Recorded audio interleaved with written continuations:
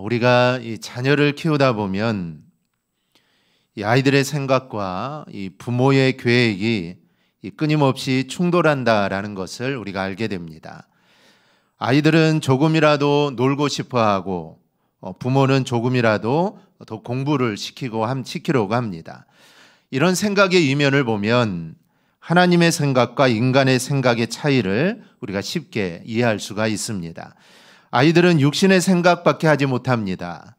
조금이라도 시간이 나면 이 노는 것밖에 없죠. 그리고 돈이 조금이라도 생기면 당장 이 군것질로 또 모두 다 날려버리고 말입니다.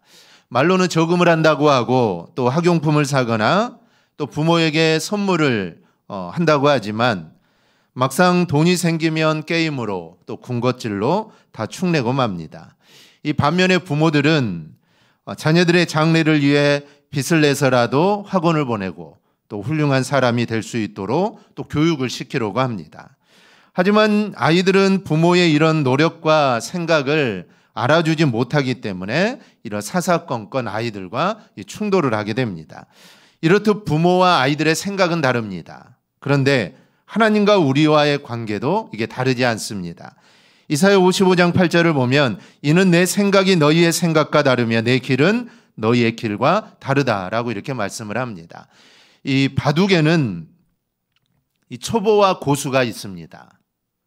초보는 바로 앞만 보고 바둑을 두지만 이 고수는 한 수 앞까지 바라봅니다. 한 수 앞뿐만 아니라 두 수, 세 수 앞을 바라보고 바둑을 두죠.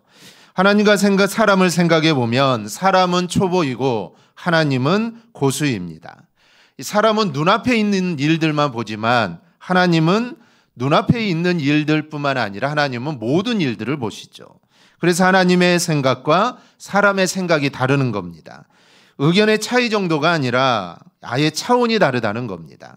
이사야 55장 9절을 보면 이는 하늘이 땅보다 높음같이 내 길은 너희의 길보다 높으며 내 생각은 너희의 생각보다 높다라고 이렇게 말씀을 합니다. 즉 사람의 생각과 하나님의 생각은 하늘과 땅 차이가 난다는 것이죠. 인간은 시간과 공간의 제약을 받지만 하나님은 시공간의 제약을 받지 않으시고 하나님은 할 수 없는 일이 없으십니다. 그래서 사람의 수준에서 하나님을 생각한다는 거 이거는 불가능한 일이죠. 사람의 현재 눈앞의 상황, 지금 우리 사람들이 우리가 지금 하고 있는 지금 우리의 눈앞에 펼쳐지고 있는 상황은 과거를 통해 있는 것들입니다. 과거에 무언가를 우리가 계획하고 또 그것을 이루기 위해서 우리가 열심히 노력해서 지금 현재의 일을 이루고 있는 것이죠. 우리가 어떤 직장을 얻고 우리가 그 일을 하는 것은 과거에 내가 정말 열심히 노력을 하고 그 일을 하기 위해서 노력한 대가로 그 결과로 지금 우리가 그 일을 하고 있는 것입니다. 하지만 하나님은 하나님의 현재 눈앞에 있는 상황은 미래를 바라보면서 일하시는 겁니다. 그래서 사람의 생각과 하나님의 생각은 하늘과 땅 차이라는 것이죠. 이것 우리가 요셉의 삶을 통해 보면 알 수가 있습니다. 이 창세기 45장 8절을 보면 그런즉 나를 이리로 보낸 이는 당신들이 아니요 하나님이시라. 하나님이 나를 바로에게 아버지로 삼으시고 그 온 집에 주로 삼으시며 애굽 온 땅의 통치자로 삼으셨나이다. 지금 요셉이 애굽에서 종살이를 하는 현재는 과거의 형들의 미움으로 있게 된 것입니다. 그런데 하나님은 아니라는 것이죠. 하나님은 미래의 일을 하신 겁니다. 즉 형제들의 미움으로 지금 노예살이를 한 것이지만 하나님은 흉년의 때에 즉 앞으로 일어날 일에 대해 이스라엘 백성들을 구원하기 위해서 하나님은 요셉을 애굽으로 보낸 것입니다. 이 종살이 할 때는 몰랐지만 형들을 만났을 때 그때서야 하나님의 뜻을 알게 된 것이죠. 에스더 왕비도 마찬가지입니다. 에스더는 자기가 왕비가 되었을 때 자기가 예뻐서 운이 좋아서 된 거라고 생각을 했을 겁니다. 그런데 하나님에게는 그게 아니었습니다. 하나님은 이스라엘 백성들이 죽게 되었을 때 그들을 구원하기 위해서 에스더를 왕비로 삼아주신 것이죠. 즉 사람은 생각하기를 과거에 아니면 내가 잘해서 지금 여기에 있다라고 생각을 하지만 하나님은 미래에 일어날 일들을 바라보시면서 지금 이러한 일들을 행하고 있다라는 것입니다. 그래서 오늘 현재에 일어날 일이 바로 미래에 바로 있었던 겁니다. 이렇듯 성경에서 인간을 향한 하나님의 생각과 하나님의 백성들, 성도들 사이에는 마치 부모와 자녀처럼 이해하지 못하는 그런 간격들이 있는 겁니다. 그래서 사람들은 현재를 바라보면서 현재 자신의 상황을 생각하면서 하나님을 원망하기도 하고 왜 하나님 나에게 이런 일을 시킬까? 왜 나를 이렇게 할까라고 생각을 하죠. 그런데 하나님은 현재를 바라보는 것이 절대로 아닙니다. 미래 일들을 바라보는 것이죠. 그래서 미래를 바라보시면서 우리를 지금 여기에 일하게 하시기도 하고 우리를 또 다른 곳으로 보내시기도 하고 우리의 일들을, 우리의 상황들을 계속 이끌어 가시는 겁니다. 그렇기 때문에 우리가 이해하지 못하는 일들이 우리의 삶 속에서 계속해서 일어나는 것이죠. 성경에서 하나님은 하나님의 뜻과 섭리를 말씀으로 또 사건으로 명령으로 또는 역사를 통하여 반복적으로 보여주십니다. 그런데 이스라엘 백성들은 그 하나님의 뜻을 이해하지 못하죠. 또한 하나님의 뜻을 분명히 알고 있음에도 불구하고 불순종할 때가 얼마나 많은지 모릅니다. 하나님께서 인간에게 성경을 주신 이유, 즉 다시 말해서 사사나 왕 그리고 선자를 하나님이 보내신 이유는 하나님의 분명한 뜻과 섭리를 이스라엘 백성들에게 전달하고 그리고 그 뜻대로 살기를 원하셨기 때문입니다. 그래서 하나님이 우리에게 성경을 주신 것이죠. 그래서 성경을 통하여 하나님의 뜻을 알고 하나님의 뜻대로 그렇게 살라라는 것입니다. 그리고 하나님께서 나타내기 원하셨던 계획과 섭리 중에서 가장 중요한 것은 메시아의 오심과 메시아가 오셔서 하실 일들입니다.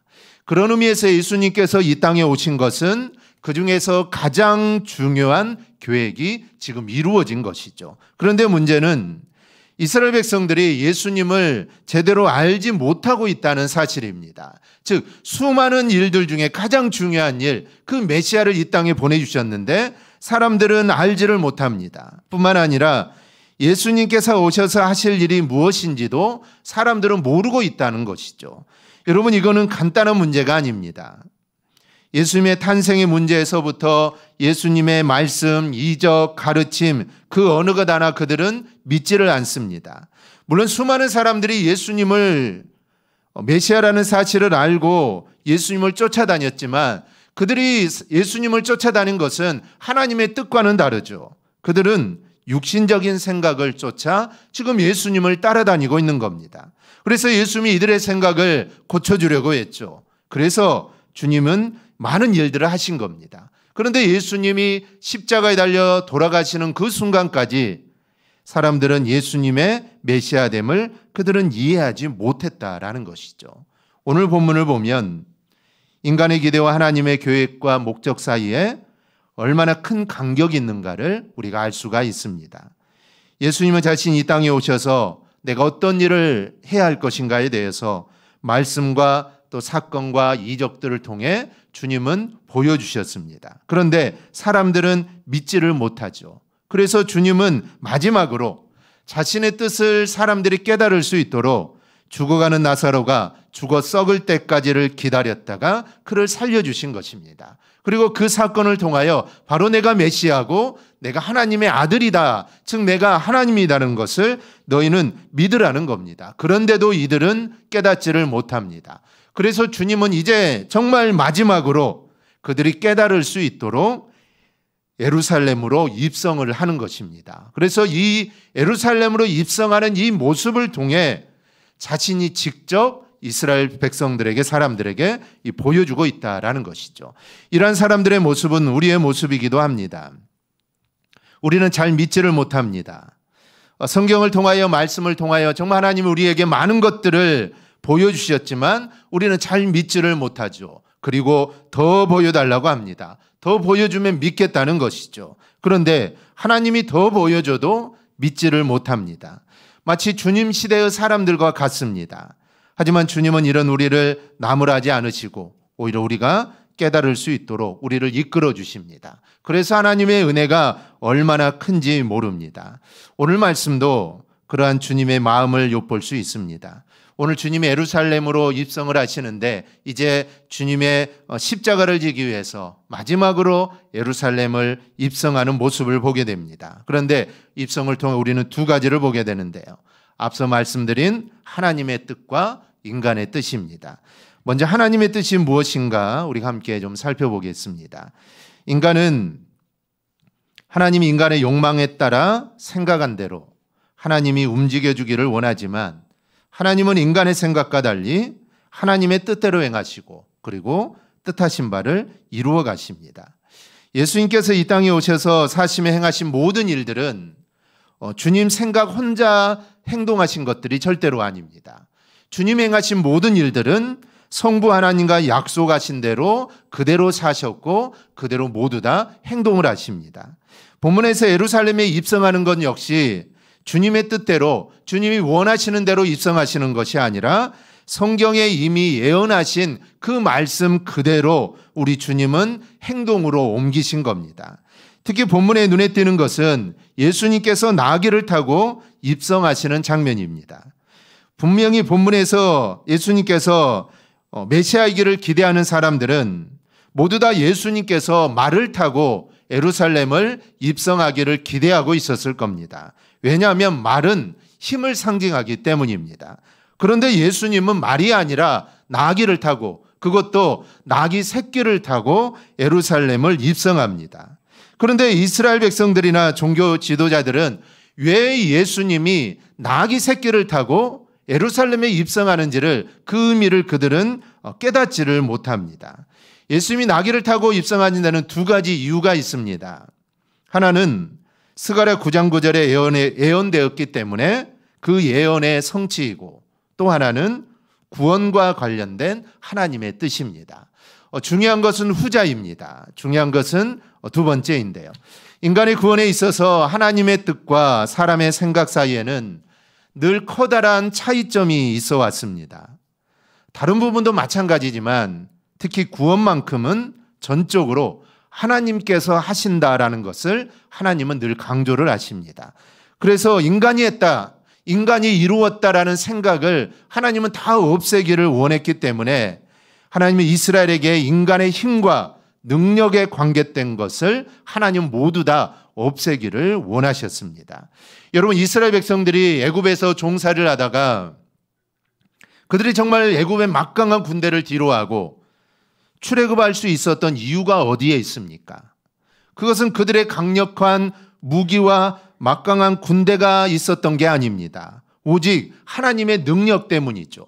그들이 무력으로도 애굽을 탈출할 수 있습니다. 200만이나 되니 장정만 60만이니 그 60만이 군인이 된다면 얼마나 큰 군사가 되겠습니까? 그들을 훈련시켜서 시간은 좀 지날 수 있지만 그들이 훈련을 해서 애굽에서 나올 수도 있습니다.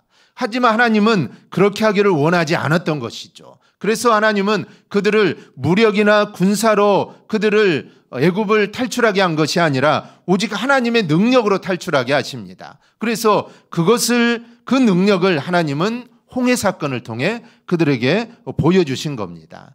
또 이와 대표적인 모습이 다윗이 블레셋을 물리치는 그 사건을 통해 볼 수 있습니다.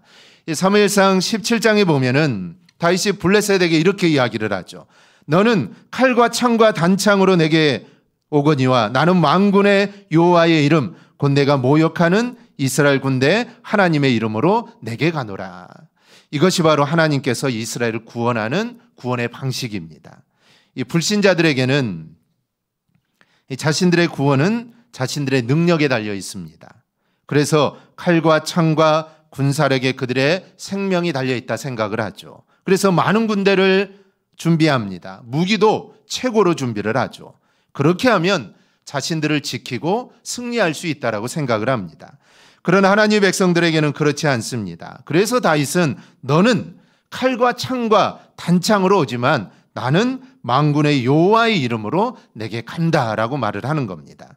이 칼과 단창에 달려있는 것이 아니라 바로 하나님에게 달려있다는 겁니다. 즉 하나님이 하신다는 것이죠. 그런데 중요한 것은 이 말은 우리가 다윗이 골리앗을 향하여 외친 말이라고 우리가 알고 있지만 실상은 이 다윗의 외침은 골리앗이 아니라 사울 들으라고 하는 이야기입니다. 블레셋 군다에게 아무리 다윗이 외친다고 해도 그들은 이해를 하지 못합니다. 만군의 여호와 이름으로 나간다. 블레셋 사람들은 이해할 수 없죠. 전쟁은 칼과 창과 단창으로 하는 것이지 누구의 이름으로 하는 게 아닙니다. 그들은 이해할 수 없죠. 소기의 경읽기입니다. 그들에게 아무리 외친다고 해도 그들은 알지를 못하죠. 그러니 이거는 사울에게 하는 말입니다.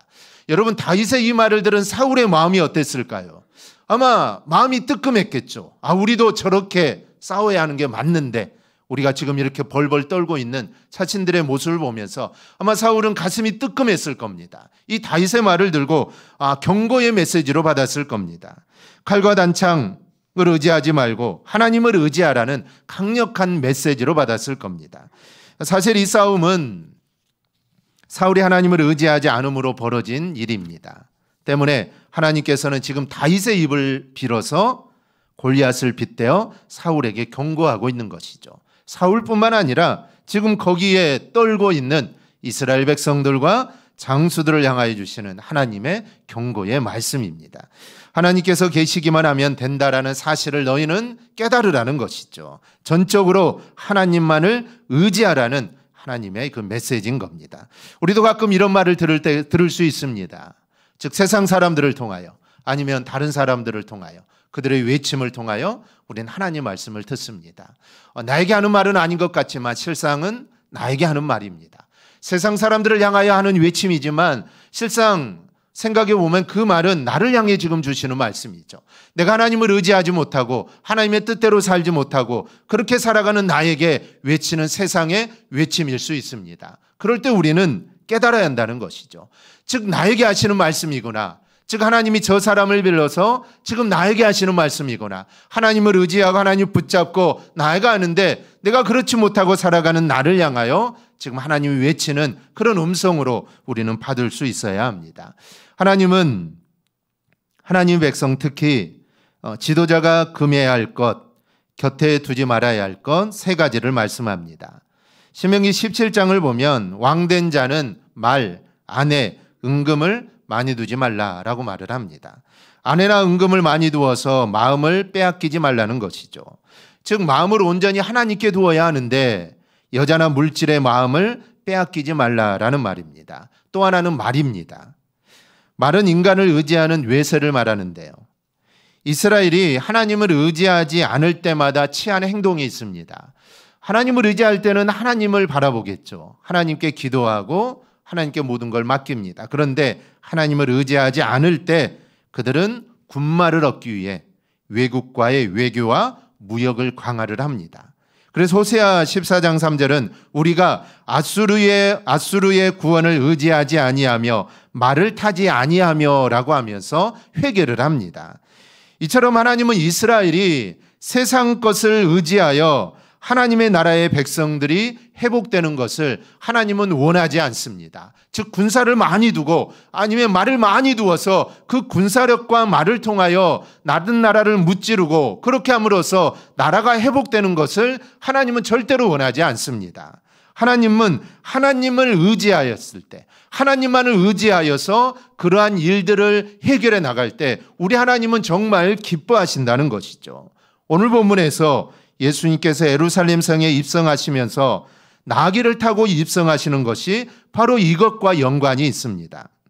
하나님의 뜻이 성취되는 것뿐만 아니라 구원은 인간적인 능력이나 다른 세력에 의해서 이루어지는 것이 아니라 오직 하나님의 능력으로 하신다는 것을 보여주는 것입니다. 그래서 주님은 말을 타고 입성하는 게 아닙니다. 그 당시 전쟁에 승리하는 로마의 황제나 장수들은 말을 타고 입성을 하죠. 그래서 자신의 모습을 과시하는 겁니다. 그런데 주님은 말이 아니라 나귀, 그것도 아무도 타지 않는 나귀 새끼를 타고 예루살렘으로 입성합니다. 사람이 아니라 오직 하나님만이 이룰 수 있다라는 것이죠. 이 스가랴 9장 9절을 보면 오늘 본문에 원문이 나옵니다. 그러니까 본문은 스가랴서의 예언의 성취인데 그 내용을 보면 어떻게 구원을 성취할 것인가에 대한 이해가 나옵니다. 구약에서 언제나 하나님은 이스라엘 백성들을 칼과 사람의 힘으로 구원하지 않으시고 언제나 당신의 능력으로 구원해 내셨습니다. 인간의 구원 역시 사람의 능력이나 검으로 하지 아니하시고 하나님의 능력으로 하신다는 겁니다. 그것이 바로 오늘 본문에서 보여주는 대로 나귀를 타고 입성하시는 내용입니다. 이것이 하나님의 뜻이기 때문입니다. 성부 하나님의 뜻을 잘 아신 예수님께서도 나귀, 그것도 새끼를 타고 입성을 하게 됩니다. 지금 예수님의 예루살렘 입성은 이스라엘 백성들에게 큰 관심거리입니다. 그런데 그들 못지않게 예수님의 예루살렘 입성을 가슴 졸이면서 주목하는 이들이 있죠. 바로 로마 정부와 그리고 빌라도입니다. 그런데 예수님께서 예루살렘 입성을 보니 이들은 모두 안심을 합니다. 왜 그러냐면 예수님께서 군중들을 선동하여서 로마와 맞서 싸울 의도가 전혀 없다라는 것이 눈에 선명하게 보이기 때문입니다. 만약에 말을 타고 당당하게 예루살렘을 입성했다면 아마 로마 정부나 빌라도는 긴장을 했겠죠. 예수라는 사람이 사람들을 선동하여 우리에게 대적하면 어떻게 될까? 저 무리들을 보니 그 무리가 엄청난 것을 보니 아마 두려웠을 겁니다. 그런데 나귀 새끼를 타고 입성하는 예수님의 모습을 보니 어떤 모습을 전혀 볼 수 없었던 것이죠. 무엇을 선동하거나 아니면 어떤 큰 뜻을 이루고자 하는 의도가 없다라는 것을 그들은 알게 되었다라는 것이죠. 적과 싸울 사람이라면 어느 누구도 이렇게 입성하지는 않을 겁니다. 하지만 이러한 방법이 하나님의 방법이었습니다. 그리고 그 방법으로 인해 저와 여러분이 구원받았다는 이 사실을 우리가 잊지 않기를 바랍니다. 즉 낮아짐, 즉 순종함이 결국 승리하는 법입니다. 세상의 방법이 아닙니다. 하나님의 방법대로, 하나님의 뜻대로, 하나님이 원하시는 대로 하는 것이 바로 우리가 성공하는 길이고 승리하는 길이고 형통하는 길입니다. 우리가 이 사실을 잊지 말고 우리가 세상에서 어떠한 일을 하더라도 우리는 사람의 뜻대로 인간적인 방법이 아니라 정말 하나님의 방법으로, 하나님의 기뻐하시는 방법으로 우리가 할 수 있기를 바랍니다. 여러분, 그 길이 바로 잘 되는 길입니다. 둘째로 여기서 사람의 뜻이 나타납니다. 이 사람의 뜻이 하나님의 뜻과 커다란 차이를 드러내는 것은 무엇보다도 보이는 것 때문에 오는 문제라고 할 수가 있습니다. 하나님께서 사람처럼 항상 눈앞에 계시면서 언제나도 막강한 힘으로 능력으로 역사해 주신다면 아마도 어느 누구도 칼이나 말이나 그런 것들을 의지하지 않고 주님만 의지할 수 있을 겁니다. 그러나 문제는 범죄한 인간이 하나님을 볼 수 없다는 것이죠. 그래서 출애굽한 이스라엘에게 하나님을 상징하여 낮에는 구름 기둥으로 밤에는 불 기둥으로 그들과 함께하는 것입니다. 그런데 어떠했습니까? 언제라도 하나님께서 도움을 청하면 역사해 주신 하나님을 버리고 이스라엘은 원망하고 하나님을 불신합니다. 그래서 하나님은 이제는 불기둥과 구름기둥보다 더 확실한 하나님의 상징이자 하나님의 본체이신 예수 그리스도를 이스라엘에 보내주신 것이죠. 그런데도 그들은 그것을 깨닫지를 못합니다. 얼마나 믿지 못하였습니까? 지금 예수님께서 내가 구세주다, 내가 하나님이라는 것을 보여주기 위해서 정말 죽고 썩어 냄새나는 나사로를 살렸습니다. 죽은 지 잠깐 되었다면 1시간이나 2시간 되었다면 그 사람이 기절할 수도 있겠죠. 그런 일들 가끔 일어나지 않습니까? 죽은 줄 알았는데 기절해 있었던 것이죠. 다시 살아날 수 있습니다. 하지만 나사로는 그런 일이 아닙니다. 이미 죽었고 이미 육신이 다 썩었습니다. 그런데 그 나사로를 살렸다는 것이죠. 즉 믿지 않을 수 없는 아주 확실한 증거를 주님이 보여주셨음에도 불구하고 그들은 믿지 않습니다. 그 주님이 지금 나귀를 타고 오신 것 때문에 결국은 그들은 바라바를 살리고 예수님을 십자가에 처형하게 됩니다. 결국 구원은 보는 것 가지고는 안 된다는 것이죠. 부활하신 예수님을 믿지 못하는 도마를 향해 보고 믿는 자보다 보지 않고 믿는 자가 복되다라고 우리 주님은 말씀합니다. 결국 문제는 하나님이 우리 앞에 있어서 보여주시고 나타나서 함께 하시는 것이 아니라 결국은 믿음의 문제라는 사실입니다. 여러분, 만약 하나님께서 여러분 앞에 나타나셔서 기적도 보여주시고 내가 원하는 것을 이루어 주신다면 우리는 세상의 유혹에 넘어가지 않고 아마 하나님을 믿고 하나님을 따를 것입니다. 하지만 여러분, 이거는 장담할 일이 아닙니다. 그럴 것 같지만 이거는 우리가 장담해서는 안 될 일입니다. 이스라엘은 우리가 믿음 생활하도록 돕는 샘플입니다. 그들이 그렇게 하지 못했기 때문에 이제는 그 방식이 아니라는 것이죠. 하나님이 우리에게도 그런 방식으로 오신다면 우리가 믿을 것 같지만 이거는 아니라는 것입니다. 그래서 하나님을 믿는 믿음만이 온전히 우리를 구원할 수 있다라는 이 사실입니다. 예수님을 얼마나 믿고 그분을 의지하느냐가 구원의 관건이라는 사실입니다. 성경은 분명하게 당신의 백성을 구원하기 위해서 오실 메시아 모습에 대해서 예언을 하셨습니다. 그리고 메시아는 그 예언대로 이 땅에 오셨죠. 그런데 백성들은 그 메시아를 보지 못합니다.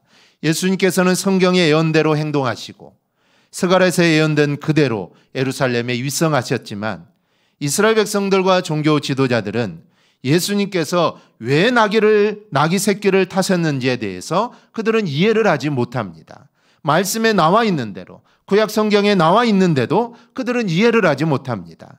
여러분, 우리는 예수님께서 이 땅에 오셔서 예루살렘에 입성하시는 모습을 통해 이중적인 메시지를 깨달아야 합니다. 하나는 구원자이신 예수님을 우리는 영접해야 한다는 것이고, 다른 하나는 예수님이 이 땅에 오신 이유는 죽으러 오셨다라는 이 사실을 우리는 읽을 수 있어야 합니다. 우리는 이 사실을 다 알고 있습니다. 성경을 보고 말씀을 통해서 배웠기 때문에 그리스도께서 이미 부활하셨다는 사실까지 우리 모두는 다 알고 있습니다. 하지만 실제적인 삶에서는 이해하지 못하는 성도들이 태반입니다. 즉 머리로는 알고 있습니다. 모두 다 이해하고 있지만 우리의 삶에서는 그것을 이해하지 못하는 것이 많습니다.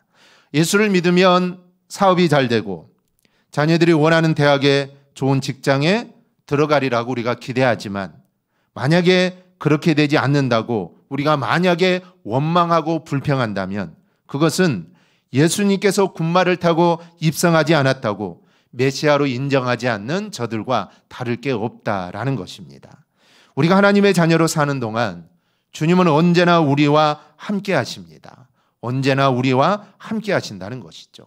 우리가 무언가를 이룰 때도 하나님은 함께 하시지만 우리가 실패하고 좌절할 때도 우리 하나님은 그 모든 가정 가운데 우리와 함께 하시고 계셨습니다. 하지만 함께하는 동안 내내 기적과 능력으로 우리의 삶을 천국과 같이 만들어 주시지는 않는다는 사실입니다. 그래서 우리가 실패할 수도 있고 또 성공할 수도 있고 넘어질 수도 있는 것입니다. 예수님처럼 때로는 연약한 데 처하고 때로는 고통도 당하는 것이 우리 그리스도인의 삶의 모습입니다. 예수님이 이 땅에 와서 늘 행복하고 늘 성공하고 늘 무언가를 이루면서 사시지는 않았습니다. 어떨 때는 실패하기도 하고 정말 연약한 데 처하기도 하고 십자가에 달려 돌아가시기까지 하셨습니다. 우리의 모습이 그럴 수 있다라는 것이죠. 우리가 이 사실을 절대로 잊어서는 안 됩니다. 예수 믿는다고 여러분 모든 일이 다 잘 되는 것은 아닙니다. 그럼 이 세상의 모든 사람들이 예수를 다 믿겠죠. 예수 믿는다고 다 잘 되는 것이 아닙니다. 하지만 우리가 기억할 것은 그런 상황 속에서도 하나님은 나와 함께 하시고 계신다는 사실을 우리가 절대로 잊지 않기를 바랍니다. 그런데 그 어려움 속에서도 하나님을 전적으로 의지하고 하나님께 나아간다면 하나님의 능력이 나타나게 된다는 겁니다. 하나님의 뜻이 이루어집니다. 우리는 하나님의 뜻이 성공하고 이루고 그런 것이 하나님의 뜻이라고 우리는 생각하지만 하나님의 뜻은 거기에만 있는 게 아닙니다. 하나님의 뜻은 실패 가운데도 있습니다. 하나님의 뜻은 내가 좌절하는 그 가운데도 하나님의 뜻은 분명히 있다라는 것이죠. 우리는 그 사실을 깨달아야 합니다. 실패와 좌절 가운데도 하나님이 나와 함께 하신다는 그 사실을 우리는 잊지 말고 늘 주님과 동행하며 주님과 함께하는 그런 삶을 꼭 살아가기를 주님의 이름으로 축원합니다. 아멘. 기도하겠습니다.